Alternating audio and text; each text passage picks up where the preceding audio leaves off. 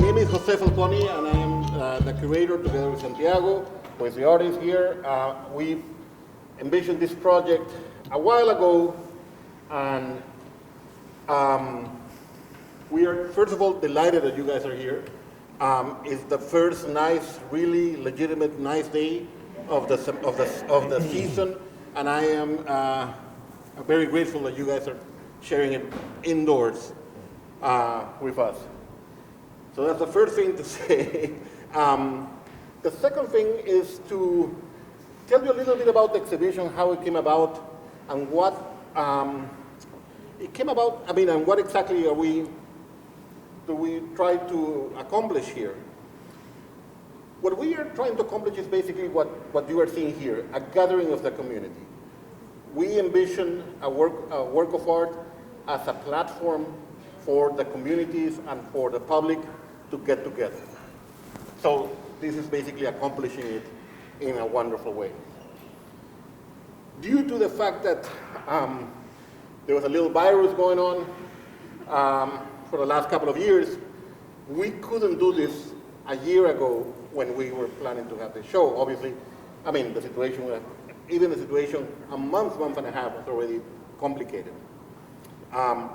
Because the idea is to, you guys sit down, that's why we created this, sort of bars with the bar stools, so you guys can have a cup of chocolate, Now, why the chocolate, why the sculptures, why this show here? Santiago will talk a little bit about the sculptures in a second. Is that okay? Yeah, sure, I will. But why the way in which we created this? Several things. When we applied for doing this show here, we were coming out of a major exhibition that Santiago did with me in Bogota. When in the last floor of a gallery, we put together our first version of a chocolate shop, in which, just as we are doing here, we exchange a cup of chocolate for promises, for a promise. In that time, the idea was simply just to have a promise, that you will put a promise to yourself, or you will make a promise to yourself, and we put it in a big urns that are going to go now to the Lake Guatavita. They're going to be buried there. And Santiago will tell you a little bit about Lake Guatavita in a second. Why promises? Because when I met Santiago many years ago, around 10, 15 years ago, he was working on currencies, in bills. His interest was doing art around bills, money, paper money. And as you know, that is basically a promise. It's a promise, it says on top of that, if you pick up $1, in God we trust, it is basically an exchange of a promise, because ultimately that's what it is. That someone is going to pay you, the Federal Reserve is going to pay you X amount of money, that is going to be backed by certain things, that's how the financial system works, exchanging promises. That led Santiago over many years in order to try to work on the history of his country, of Colombia. He's 100% Colombian, I am 75% Colombian. I don't know how, but well, I'm 100% Peruvian, but 75% Colombian too, So he started working in the history of his country, and this is one of the interesting things about doing art, in which a lot of research goes to. And what we saw, that the very notion of a promise in Colombia had basically structured its whole culture and its whole history.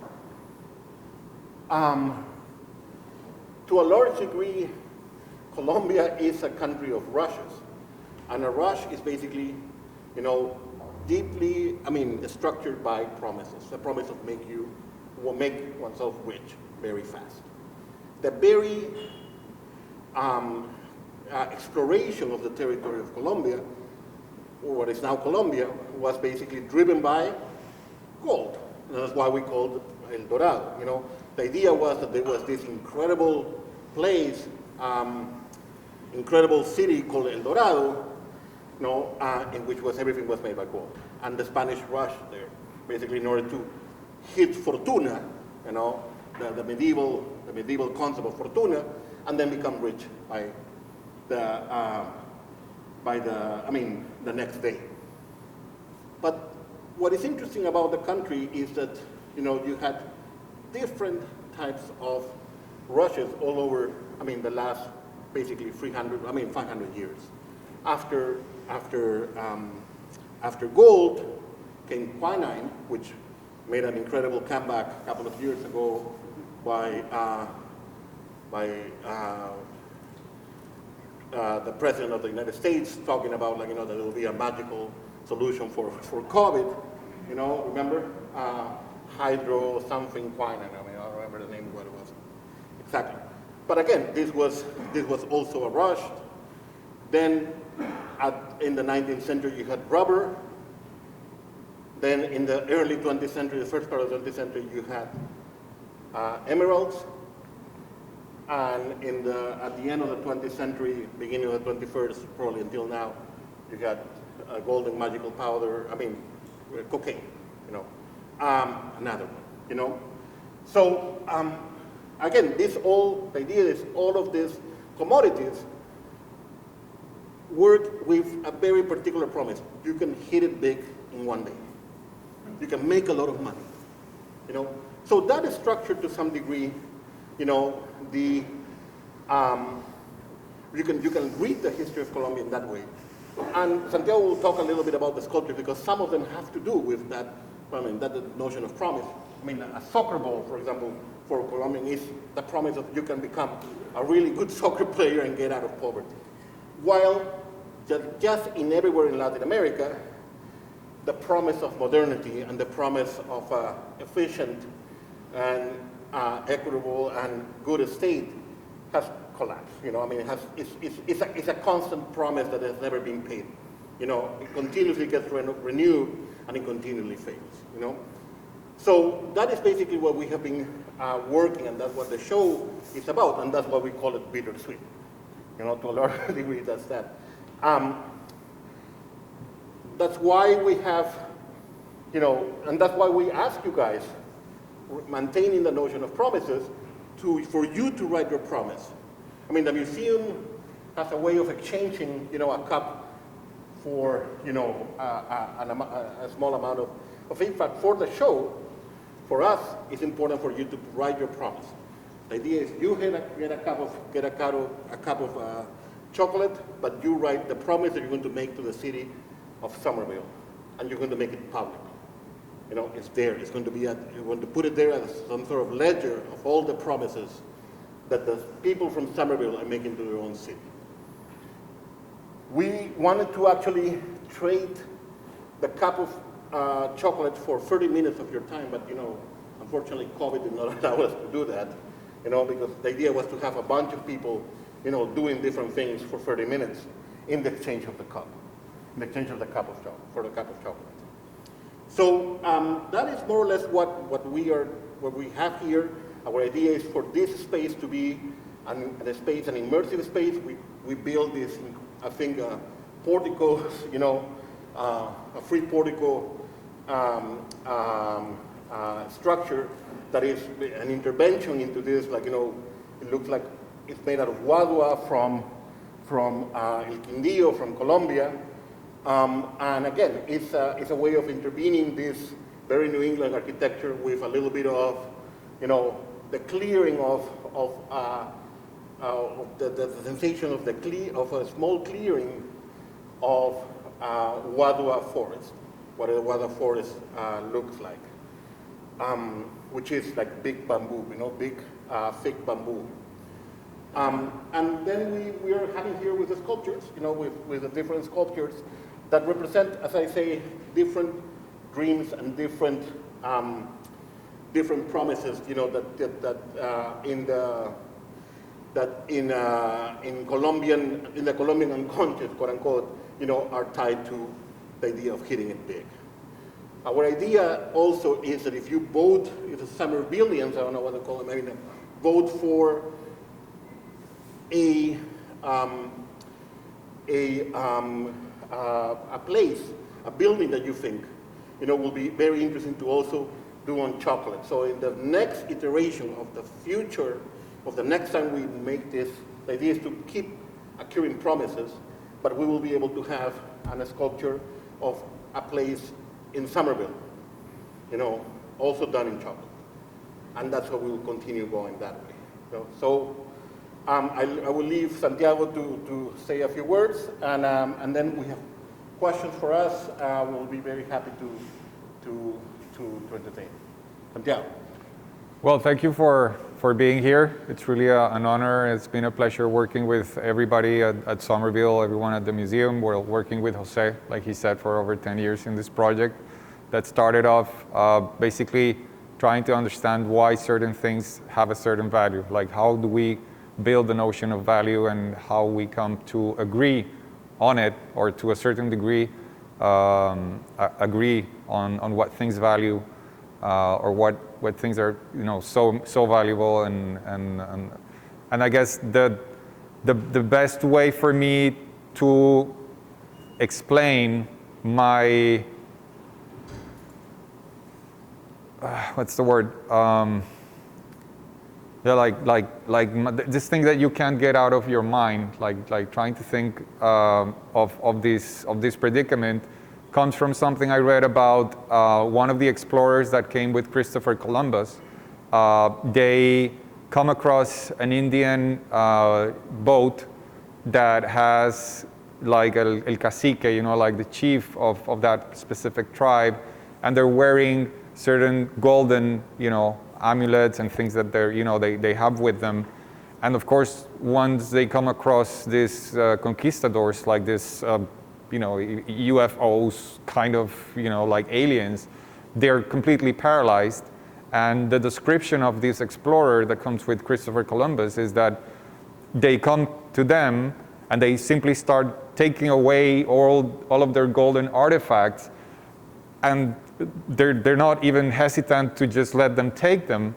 But at one point, one of the conquistadors hits a bag of cacao beans, and when the cacao beans spilled to the floor of this little boat, they throw themselves as though these were their children.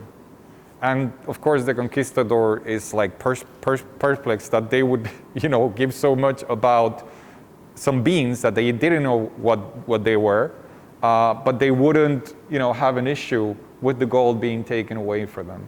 So of course, the exploration that I went into, among other things, is like trying to look in parallel other cultures in other areas of history and their relationship with certain things, particularly with gold. As you know, I mean, I don't recall having ever read that some Indians came into another tribe to take away their gold, or to unbury the dead to take the gold that was hidden under the earth. And on the other hand, cacao beans, when you start reading that they were used as currency to the point that they were counterfeited, and that Montezuma had like 960 million of these tiny little beans, as that was his fortune was in cacao beans, you really understand that we're just making everything up. And this whole problematic of reciprocity, to me today, is the most interesting thing, because on the one hand, the great dilemma that we're facing today is that we are so many that this whole business is creating side effects that we're trying to tangle and see how we run away from them. But until we do not redefine as a species this dilemma of why we are so interested in having certain things, well, the problem isn't going away.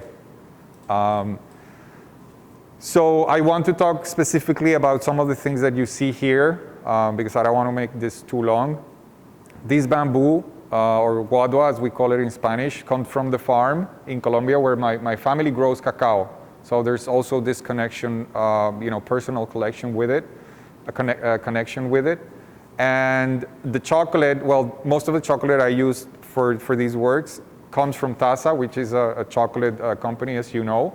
Most of the beans of that chocolate come from Mexico, as far as I understand. Some of them come from the Dominican Republic. And some of the cacao, like those cacao beans that you see there with the hippos, I'll dive into the hippos a little bit in a minute. These beans come from Colombia. So all this connection, and I know there's continuously this question, well, what does Somerville have to do with all of this? It has to do a lot, because Somerville has been very important in the commercialization of cacao, of chocolate in the United States. The first chocolate factory in the United States was created here in Somerville. The molasses and all the sugar that came from the Caribbean came to Somerville, and let's call it the Boston area, all of New England.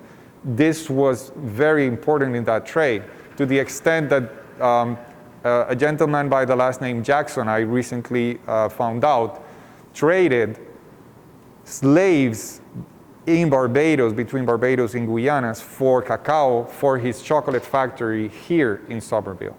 So there's a big connection on that end, but also this experiment of working out, this trade, again, this idea of reciprocity. What will you do for Somerville? We're giving you a cup of chocolate. What will you do for your place, for your sense of identity within this community? So many things, many subjects that are coming together. For me, this has been a great and a pleasant surprise to find out that actually the connection is much stronger than I had first thought it would be. And I would like to close just by talking a little bit about the hippos, because of course everybody's thinking, well, there's hippos in Colombia? What does it have to do with Somerville? As Jose was mentioning, all this history of booms and striking it rich, particularly with the cocaine business. Pablo Escobar ended up, with his eccentricities, bringing one hippo, a male hippo, and two female hippos from Africa, just because he wanted to have fun at his own little zoo in Colombia.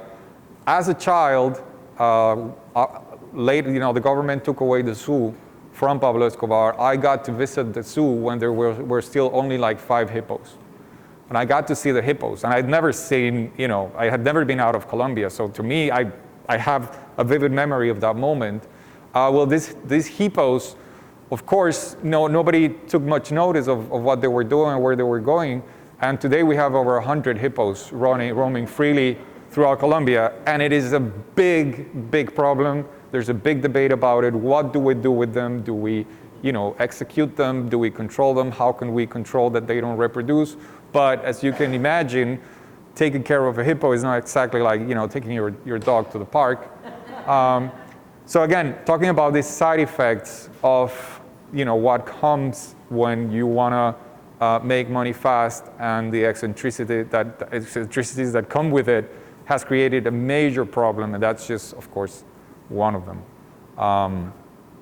I think I'd leave it there, and yeah, we will be happy to share and to... Questions? Yes. Yes. This structure looks like it's intended to hold 7 more sculptures. Are you planning to add to this? Santiago?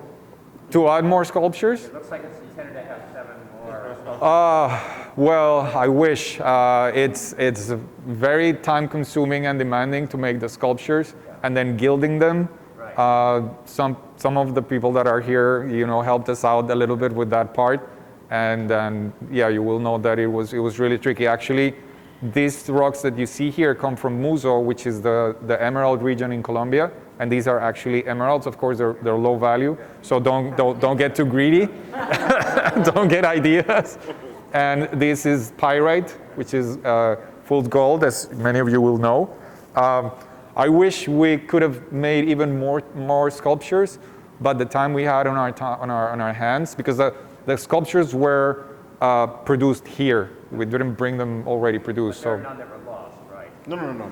The empty spaces don't represent anything. That no, it was more to keep a balance with the structure and everything, and so I decided to make two of the bigger hippos. So they're sort of like the guards of the exhibition, and dress them a bit little different. There's also sculptures on you and that day. Yeah, there's one missing sculpture, which is a little representation of the goddess Bachué. That was the goddess of the Muisca. And it will be back here next week. And at Taza, we also have one of the hippos. Oh, is that one on loan somewhere else? Yes, but for a few To days. display for the whole city, to the whole city of Somerville. Yes. Is the design at the top of the stairs on the wall part of the exhibition? Yes. So that's a symbol that I created with one of these like goulash things that you find here and there, and I made it for me, it symbolizes everything and nothing, which is zero. The concept of zero is something that humanity has struggled for centuries to make something out of it. Actually, the Greek would not use it, but to me, it really summarizes, the whole issue. The concept of zero, which is nothing, but at the same time is what makes potentially every number bigger and bigger and bigger. Yes. How did you connect to Somerville? How did you connect with the Somerville Museum? Well, I am a resident of Boston. I live in Boston. Of where? I live in Boston. I live in Boston. I live in East Boston. And I've been to this museum before. And when the opportunity came about, putting together an application, we did that. We did this 3 years ago. It was delayed because of, as I say, the impossibility of really having a communal gathering, in the way that we wanted. We wanted this to be a place in which people have tertulias, have music events, have conversations every Friday. Fortunately, that came a little, and it's smaller now than the problem. But again, it has to do with the fact that we did it with what we had. It's gracious enough the museum to let us do that because we were having a risk here. Yes. So I guess I'm really this is very stimulating. It's very interesting, and makes me think a lot about how we value ourselves. And also the kind of the advent of Bitcoin, which is totally devoid of any, so all these things have some utilitarian value, even cocaine and all the things we talked about. Yeah. But then now we've invented things that have no utilitarian value. So I'm wondering, this really makes me think a lot about. Yeah, the idea was precisely that when we look at the bills, that's basically just for exchange value. What we have here is the rush is.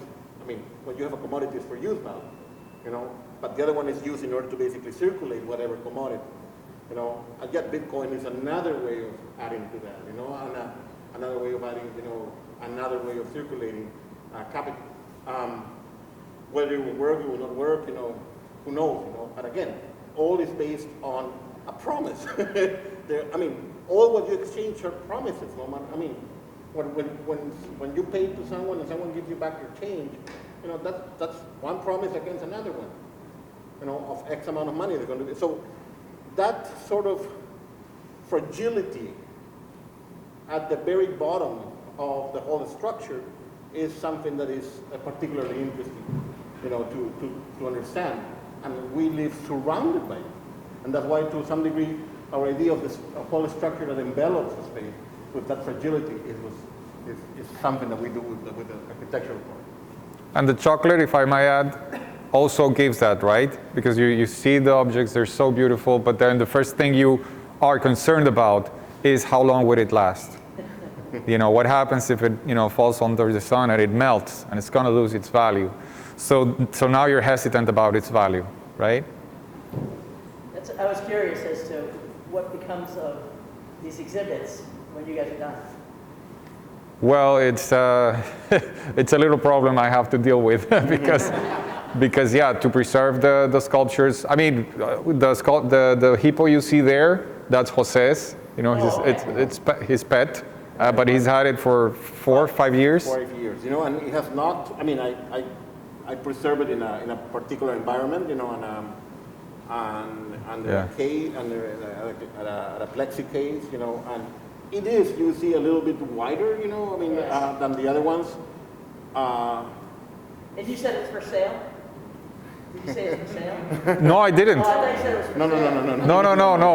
Well, you might want to talk to him about it. We can make business later, you know. Yeah. I can give you some Yeah. promise. You give me a bunch of promises in they're green and have Benjamin Franklin on it, you know. Those are the promises that I like. Yeah.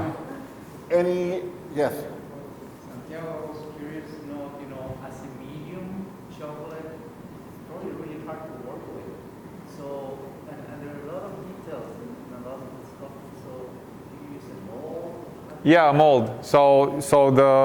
I mean, some objects were already existent, like the ball. It's the soccer ball. We made a mold out of the soccer ball. The trucks as well. But these other, well, that one as well. The trains. But these were handmade. A friend of mine helped me, make them in clay, and then we made the molds out of the clay figures, silicone molds. It's very tricky to work with them because, of course, it's very fragile, and any little thing that gets sort of like encapsulated in certain areas, once you try to remove the silicone mold, it will break. So you have to kind of glue it again with the same chocolate, and it's just chocolate. There's nothing else in it. Yeah. So it's. I mean, there was. You have seen there was a little army of people here. You know. I mean, doing the chocolate with Santiago. I mean, and gilding this. You know. And gilding chocolate is very difficult. It's very, very difficult. And it's gold leaf. It's 24 karat gold leaf. So don't need it. Yeah. Ana Maria. Just eating it makes me think, we were just talking about Guamacoma Ayala in my class, and that very famous scene with Guamacoma is with an ambassador for Charles V, and where he said, "We eat gold." Right? Yeah. And so my question to you is about, have you ever had a ritual of eating this chocolate in a way that is... Well, when I'm working with it, I'm always eating it because with my fingers, and I don't want to. So, and I get headaches easily because this chocolate has sugar. So How does he get? Remain so skinny, you know? You need some help. oh yeah, and I eat the gold too, So It would be fitting with the concept if you sold NFTs of these sculptures. we were talking about NFTs this morning because. But for us, for example, what is interesting are the promises in themselves. How do people promise? I mean, what do they promise? It almost is. I mean, you get an X-ray of a society. Not only what they are doing at this moment, but also what they are hoping and desiring and promising. So we hope to get an X-ray of that about your promises.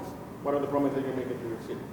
So that's I think is for us important, and we keep that. We have kept the ones from Colombia in 2017. Was a very particular moment. It was a moment of a lot of hope in the country. A long process for the peace process that just came about. And the country felt very hopeful. And that's what we have. That we have that in an urn. We have that now of Somerville. After in 2022, and we hope to do it different iterations to keep that as a sort of it's not necessarily an unconscious sort of a museum of that, but to some degree it shows certain types of desires, certain types of promise of what people are thinking, in a particular moment, at a particular time. Someone else? You had a question? No. Okay. Anyone else? I have a question. Yes. So I see many things that are value represented here, but you mentioned rubber. Is rubber somehow encompassed in this exhibit? Yes and no. I mean, I've only made one piece that is related to rubber. Nevertheless, it's one of the most complex of all problems related to commodities, because the fact that we are driving our cars today the way we do it, and the pleasure it gives us, the freedom it gives us, was only made possible by the rubber boom that happened precisely in the Amazon region, like Jose was saying, between Peru and Colombia. And Mr. Ford managed to get Goodyear to actually be able to vulcanize rubber and to make the tires be, well, tires today are not exactly as they were then, but that made all this possible. I mean, the consequences of having found these natural resources and in the abundance that they were able to make them, but also the fact that there was no internet, there was no news saying, well, did you know that your tires are made with rubber this and this and this and that way, led me to do a piece which is actually a pyramid, just like the one you see there in gold, but it's made out of rubber. And the way it's made is it's an eraser that's natural rubber. So I erased the eraser, and I made from the crumbles of it, I made a pyramid, and the pyramid is on top of what's the word? Opalina. Opalina, the black stone. Opal? Like onyx, yeah. Well, it's what the indigenous used to make their mirrors, to see themselves. Yes. Now, the nature of how they saw themselves had a spiritual connotation. So they would look at themselves, what they believed is that they were looking at themselves in the afterlife. So when the Spanish come and they start treating them with little mirrors, as we all know, the Spanish or the European idea of the mirror was that one related to the ego, right? To how I look and beauty and myself, which is very much, to me, it's like the pinnacle of how everything changed for better, and well, most people would say for worse, because then that whole idea completely collapsed. And of course the pyramids were a symbol of something sacred for many pre-Columbian cultures. So it's a long answer to your question about rubber. No, that was great. And it's the erasure of Yes. indigenous people, because rubber basically led to, the rubber rush led to probably the largest massacres of indigenous since the colonial times. And the rubber, in those days, that rubber was called Indian rubber.